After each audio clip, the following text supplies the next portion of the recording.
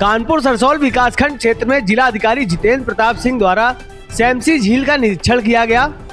निरीक्षण के दौरान पाया गया 2 करोड़ रुपए की लागत से निर्मित उक्त झील का 2023 में जीर्णोद्धार कराया गया था, लेकिन इस समय पूरी झील जलकुंभी से ढकी हुई है।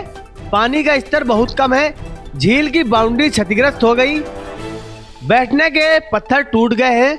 उन्होंने यह भी पाया कि झील के जीर्णोद्धार के बाद जिसकी नियमित सुरक्षा नहीं की गई है, गांव का गंदा पानी झील में जाता हुआ पाया गया और बिजली के खंभे गिरे हुए मिले। इस पर जिलाधिकारी ने संबंधित एएमए पर नाराजगी व्यक्त करते हुए पूछा कि उक्त झील की दुर्गति के जिम्मेदार लोगों पर अब तक कार्रवाई क्यों नहीं की गई है। इस पर एएमए ने कहा कि संबंधित को नोटिस भेजा गया है, जिस पर जिलाधिकारी ने नाराजगी व्यक्त करते हुए कहा कि नोटिस कर खेल खेलना ठीक नहीं है, जमीनी स्तर पर काम भी होना चाहिए। उन्होंने कार्य में लापरवाही के जिम्मेदार पर आवश्यक कार्रवाई हेतु संबंधित को निर्देश किए और उन्होंने ये भी कहा कि अगले 20 दिनों में मेरे द्वारा पुनः इस झील का निरीक्षण किया जाएगा, तब सारी व्यवस्थाएं दुरुस्त मिले। इसके उपरांत जिलाधिकारी ने सैमसी झील के बगल में 80 लाख की लागत से बने सरोवर का निरीक्षण भी किया।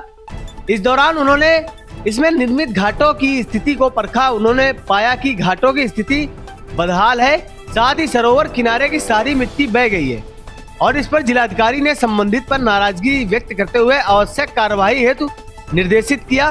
साथ ही संबंधित अभियंता को मंगलवार शाम को अपने ऑफिस में रिपोर्ट के साथ तलब किया। जिलाधिकारी जितेंद्र प्रताप सिंह द्वारा लगातार निरीक्षण का सिलसिला जारी रखा गया है।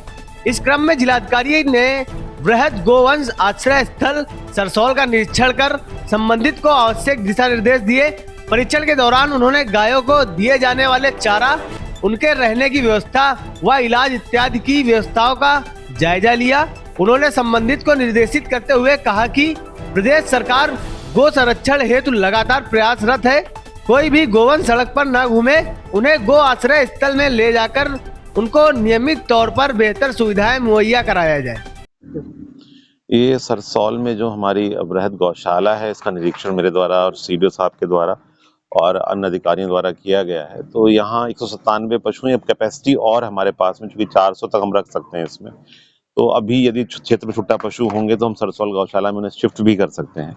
और ये भी जो व्यवस्थाएं यहाँ की, जो रजिस्टर मैंने मिलान वगैरह किए हैं, तो उसमें तो उपयुक्त पाए गए हैं और उनका रखरखाव या जो शव 5 फरवरी में एक नर पशु की मृत्यु हुई थी, तो उसका जो शव परीक्षण इत्यादि किया गया है। तो जो गौशाला के शासन के मानक हैं कि छुट्टा पशु सड़क पे ना रहें और गौशालाओं में उनकी व्यवस्थाएं हो, तो उसके क्रम में उपयुक्त व्यवस्थाएं मिली हैं।